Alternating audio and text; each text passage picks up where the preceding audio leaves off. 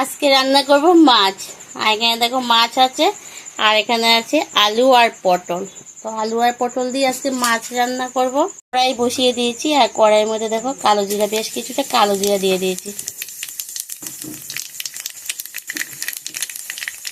আর দিয়ে দেবো কাঁচা লঙ্কা জিরা। তো আজকে কাঁচা লঙ্কা দিয়ে, শুধু কাঁচা লঙ্কা আর জিরা বাটা দিয়ে রান্নাতে হবে, হালকা পাতলা করে। এখানে আলু পটল আছে, আলু পটলটা দিয়ে দেবো।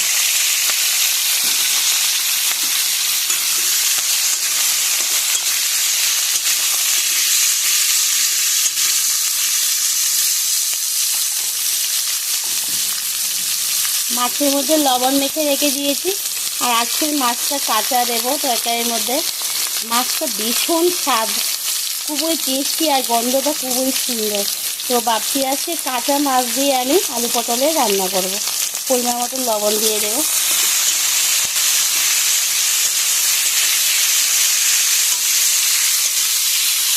মাছের সাইজটা ছোটো, কিন্তু স্বাদটা কিন্তু খুবই, মানে কি করবো, বড় মাছের পাতটা দেবো না আর কি, এত স্বাদ মাছটা।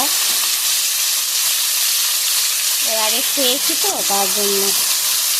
তো আজকে ভাবছি আলু পটল দিয়ে একটু পাতলা করে রান্না করবো, হালকা পাতলা করে রান্না করবো।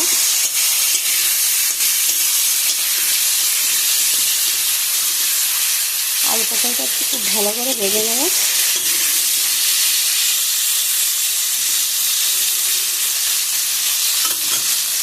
মাছটার মধ্যে দেখো আমি লবণ মেখে রেখে দিয়েছি। খুবই একটা ঝটপট রান্না।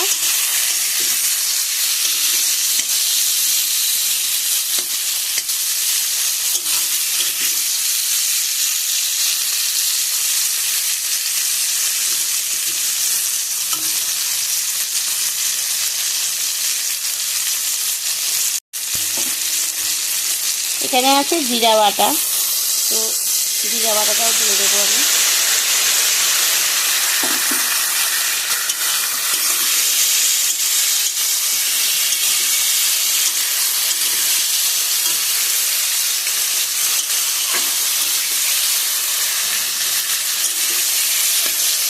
মশলাটা খুব ভালো করে কষিয়ে নেব।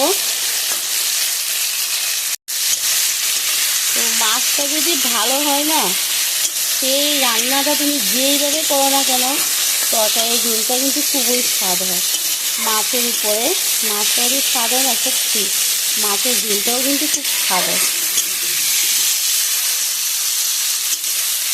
আলু বেগুন দিয়ে খেয়েছি এই মাছ, একই দিনে রেখেছি, তো অনেকগুলো রেখেছিলাম। তো আলু বেগুন দিয়ে খেয়েছিলাম, তারপরে শুধু সোমবারের ঝোল খেয়েছিলাম, শুধু মানে খালি হলুদ আর কাঁচা লঙ্কা আর জিরা বাটা দিয়ে করেছিলাম, সবজি ছাড়া। তো সেটাও খুব ভালো হয়েছিল। আর এখন আলু আর পটল দিয়ে করবো। তো মশলাটা কষানো হয়ে গেছে, আমি আমার পরিমাণ মতো জলটা দিয়ে দেবো।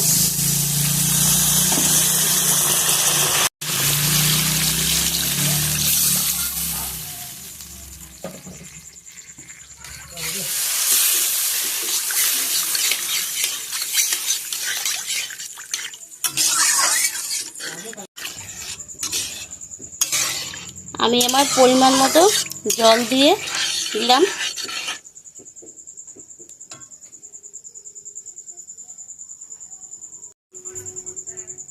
এখন এর মধ্যে এই মাছগুলা ছেড়ে দেবো। এখন মাছগুলো দিয়ে একটু নাড়াচাড়া করব।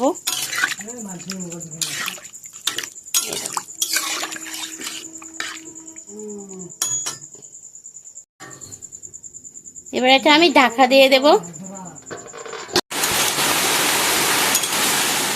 তো বলেছিলাম না বন্ধুরা, মাছটা এত সুন্দর গন্ধ, যেভাবে ঢাকনাটা উঠিয়েছি, ঢাকনাটা উঠানোর সাথে সাথেই খুব সুন্দর একটা গন্ধ বেরিয়েছে, পুরো ঘরটা গন্ধ গন্ধ হয়ে গেছে। তো মাছটা সত্যি এত ভালো, তোমরা বিশ্বাসই করতে পারবে না, খুবই সুন্দর গন্ধ। বৃষ্টিও পড়ে গেছে অনেক জুড়ে।